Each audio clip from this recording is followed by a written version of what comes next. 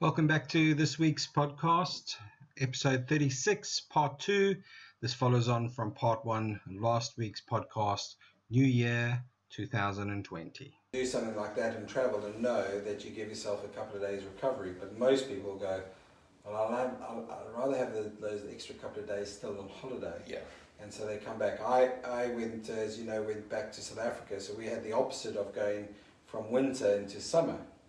And instantly, brain's awake, great.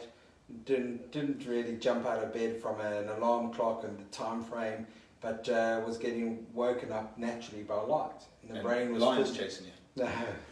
No, you sound like my granddad. My grandfather never wanted to come out to South Africa from England because lions ran around in the streets. There's no lions in Norwich.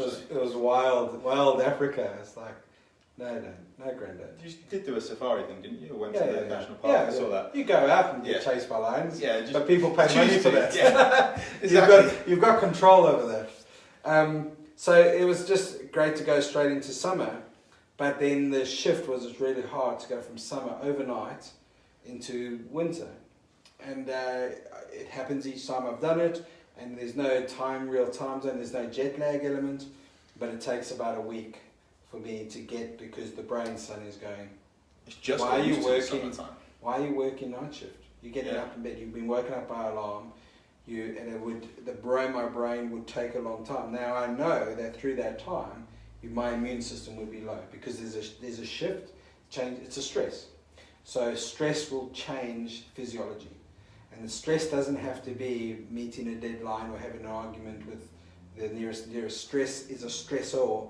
It's a strain on your body. So that can be lack of sleep, it can be food, it can be Relationship, physical. You can suddenly go, right, come January, I'm knackered, I've been excessing, but come January now, I'm going to the gym, and you hit gym 5 days in a row to really cane People it. go beast mode and then they can't sustain it because they can't recover, and then they're ill. So that's what you'll find now, going back to like that February thing. There'll be a lot of people who can't sustain the 5 days a week in the gym. They're picking up a little twinge, that little bit of inflammation is kicking in the Achilles, then dodgy knee is playing up because they haven't run on it for probably a year or two, and now they're starting to either bail or they're starting to jump out of the routine, that momentum. And all the guys who regularly go, been doing it for years, suddenly going, I can get my treadmill back, because that shift will now change, the momentum will lose. It's interesting when we say that, and we said we're going to talk about what we've been doing. You've been to South Africa. Going back to Philadelphia, it was stayed with the same client I stayed in September, who's become a great friend at the same time.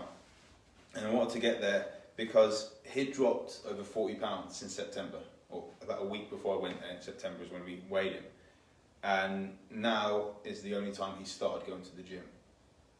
And that's exactly why I say people fail, is that they've got such amount of stress going on in their life.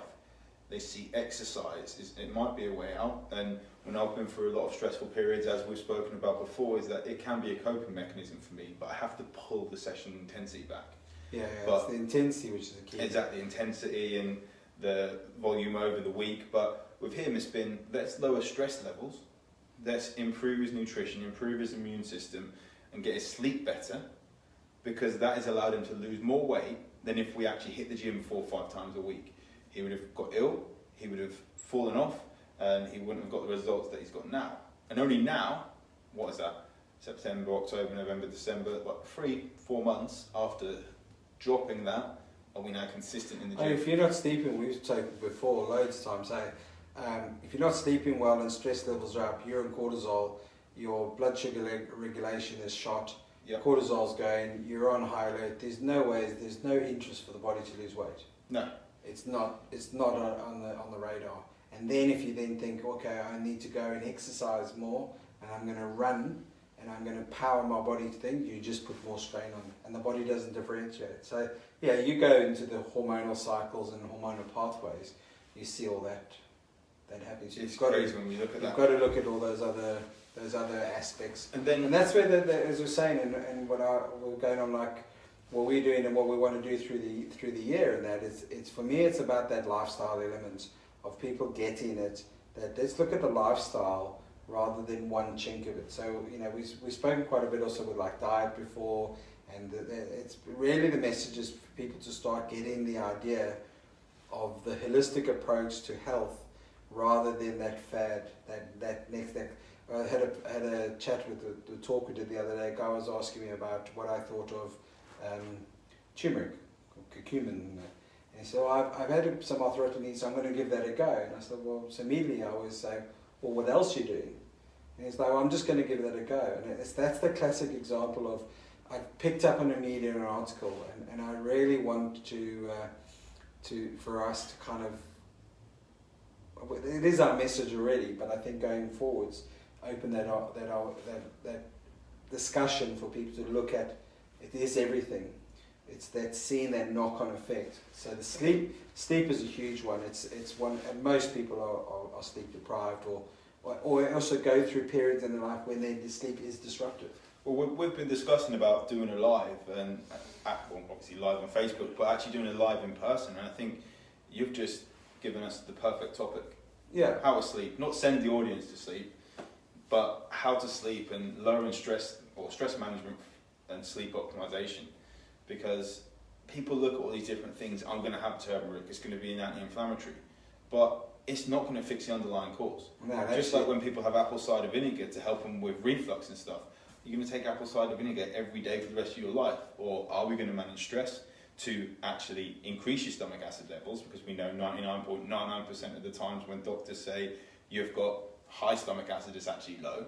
Yeah. And that's the truth. We can see all the studies with regards to that. But the same like with turmeric, when it comes, even things like collagen. People say, oh, I have collagen, it's going to help me a lot. But they've not actually got the digestive system. They've not actually got their body in the right position to actually convert it into a usable form, because they're not using like trypsinogen and stuff like that, which we could go on for days when it comes into that, and me and you can geek out for hours and hours, and we would send you to sleep.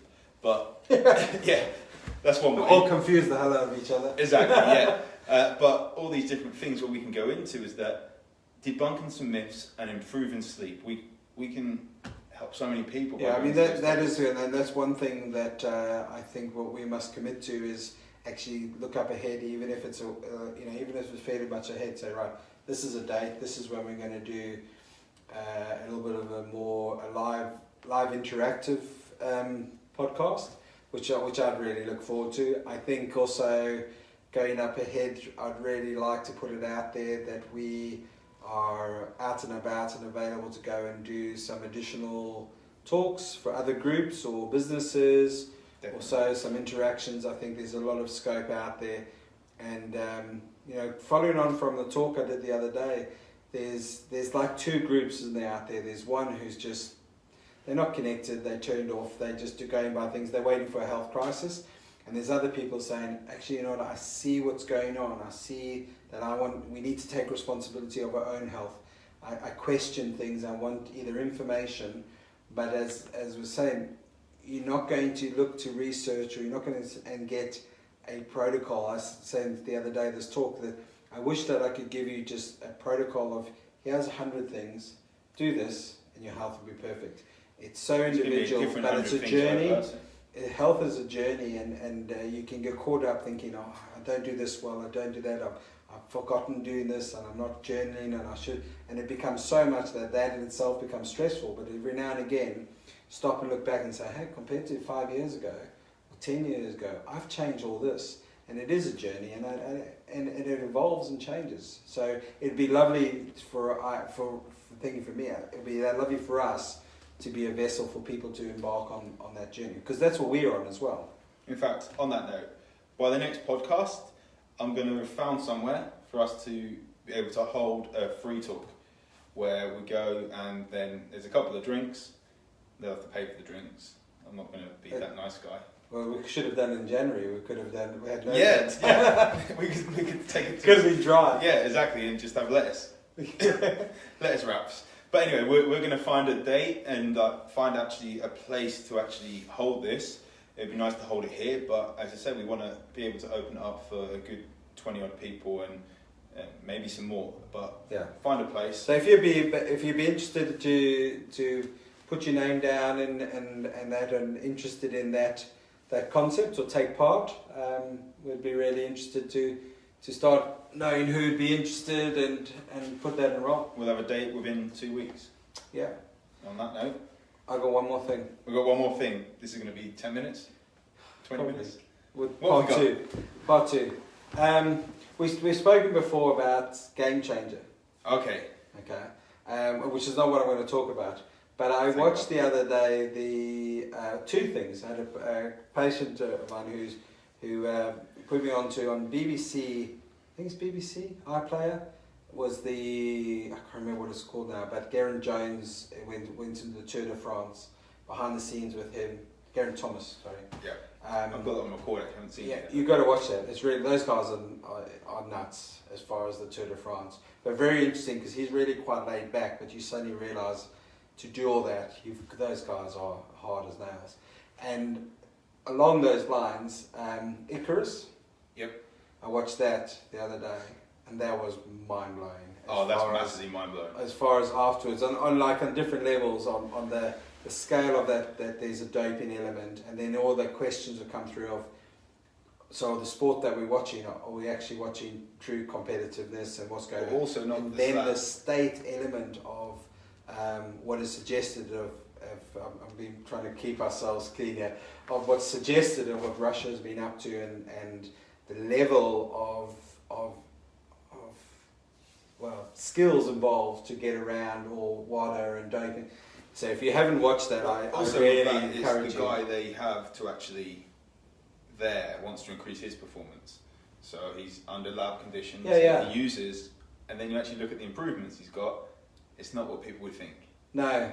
Well, they also had the thing with golf that at one stage there was questions with how many top golfers may be using performance enhancing either Yeah, drugs or medications, and they were like, yeah, I think there's a lot of people are, and it was like, but they can't. Are they using it to hit the ball harder and that? And it's like, no.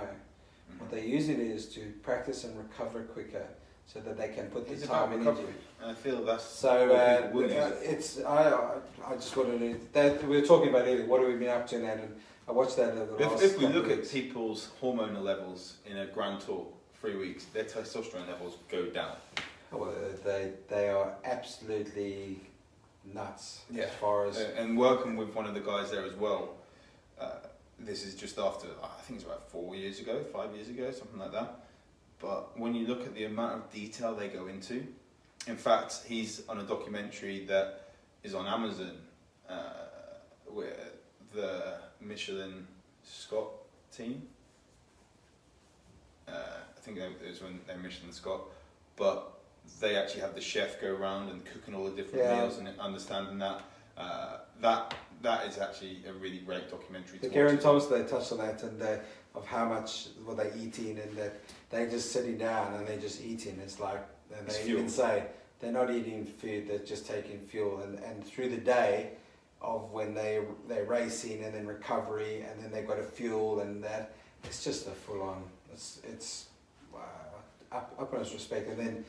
Just the danger of it and the speeds and so a couple of two good things. Look for that on iPlayer and if you're interested in the sports and then certainly what's going on top level of sport, I think Icarus is a good one to watch on Netflix. Not like on the drug side or anything like that, but the Andy Murray documentary, Yeah, I haven't watched that. it makes you see a whole other side to him. And I've respected him a hell of a lot in the past, but he's got a bad reputation for being moody. But when you see how much he loves tennis, when you see his history with Dunblane and being let down by someone he knew with all the issues there and anxiety and tennis being his release, that goes into so much depth of trying to recover from injury and not being able to recover and the ups and downs of it. That shows you again how much these people actually love what they're doing. Well, that's what I was said. Sport is life. If Yeah. you look at sportsmen, you've got a microscope of life and stresses and ups and downs and how you pick yourself up and focus and all sorts. So on that thought, totally unplugged today. Yep. It's good I to be enjoyed back. it though. A good chat with that. But I do feel that we're going to have a great evening for you guys in the next probably like 6 to 8 weeks. But in the next 2 weeks, we're going to have a date.